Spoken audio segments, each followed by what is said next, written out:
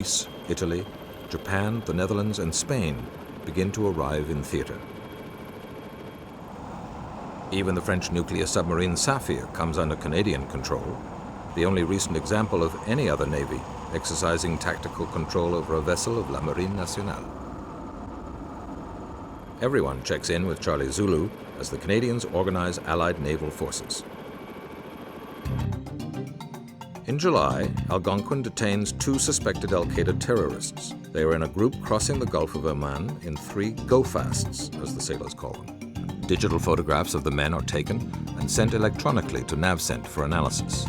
Several hours later, NavCent confirms the 2 are suspect and orders their detention. Commodore Dan Murphy takes over the task group. But once again, because of the lack of an available destroyer, he has to command from the frigate HMCS St. John's.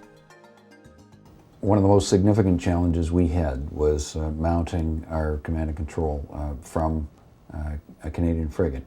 Destroyers are command and control platforms, purpose-built and able to house a staff, if I could put it that way. We took St. John's, and in 10 days were able to make that transformation technically to give us the connectivity with the American carrier battle groups. Montreal arrived, having gone through a similar process in Halifax.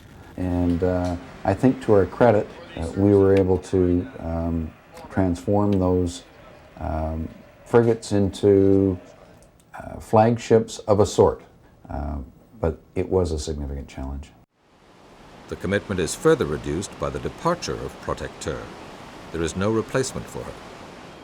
Now, the task group will have no refueling capacity of its own and have to rely instead on the occasional raz of opportunity or putting into port to refuel.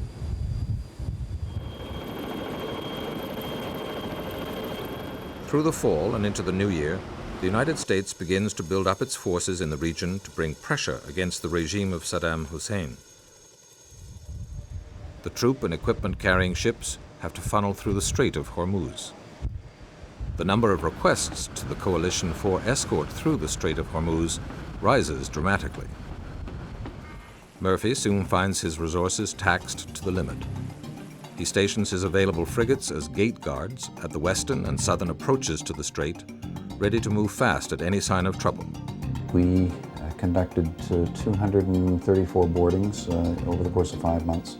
We conducted 90 Straits of Hormuz escorts of Allied shipping in and out of the Persian Gulf. We successfully, I think, deterred al-Qaeda and Taliban from escape. In fact, we had it on good authority that one of the al-Qaeda leaders was unable to find transport out of Pakistan at the time, based on the effective deterrence that was being done by the coalition task group. In January of 2003, the Canadian Task Group becomes Canadian Task Force 151, with responsibility for the Strait of Hormuz. Having a Canadian able to take tactical control of 17 foreign warships from 8 different nations was an absolute highlight. Commodore Roger Girouard arrives on board HMCS Montreal to replace Murphy and become commander of the Coalition Task Force, the first time a Canadian officer has held such a command since the Second World War. The coalition is given an even greater ocean area of responsibility. Girouard must coordinate all multinational forces in the Gulf of Oman and the southern and central Persian Gulf. At the high water mark, we had, a dozen ships, about 14 helicopters, a area of operations about the size of Ontario. Kind of interesting stuff as I think about it. But we were so down into the weeds and just trying to get through every single day at the time. It really didn't hit home. The emphasis switches to escort through the Strait. The bulk of shipping is heading north to supply the American and British for the coming invasion. Canadian, French, Italian, Greek, and New Zealand ships protect them in transit. this aspect of going out and doing liaison and having face-to-face conversations with all the ship COs and often their combat teams. You know, I mean, that's pretty Nelsonian, isn't it? Getting your COs together and having a conversation. It still applies today.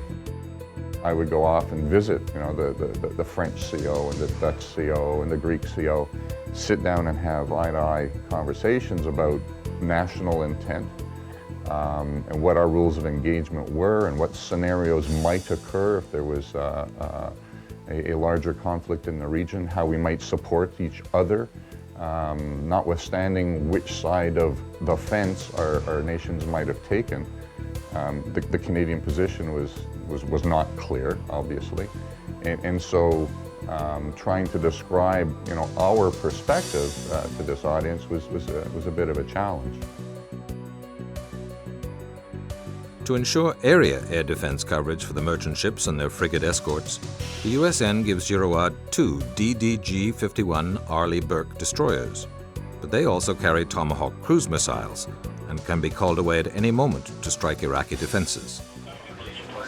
Captain Navigator 3K was alteration port 150. My lead mark's fouled by the air ground. We'll open up. At home, Fredericton prepares to depart Halifax on February the 17th.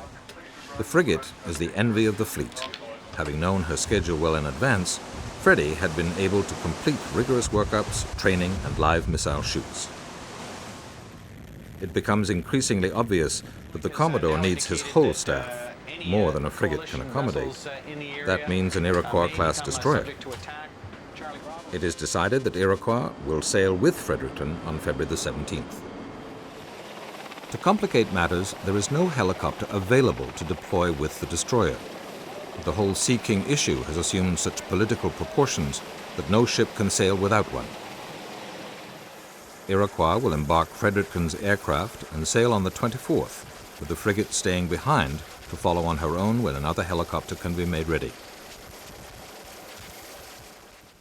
Sailing with Preserver, Iroquois is halfway across the Atlantic when her helicopter crashes back on deck after lifting off for a training flight. Emergency flying stations, emergency flying stations. Helicopter, in-flight emergency. Double up, get everybody dressed. Damage to the ship is light, but she must return to Halifax to offload the helicopter, which is a write-off. She is ready to sail again, this time in company with Fredericton. The replacement helicopter is later shipped as cargo on a container ship at a cost of $180,000. Iroquois and Fredericton arrive at the end of the month and join Montreal, Winnipeg, and Regina. 1/3 of our major surface fleet is in Middle Eastern waters.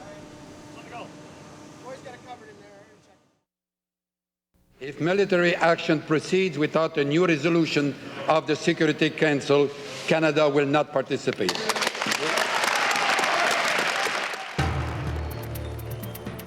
The Canadian ships are immediately denied access to American intelligence.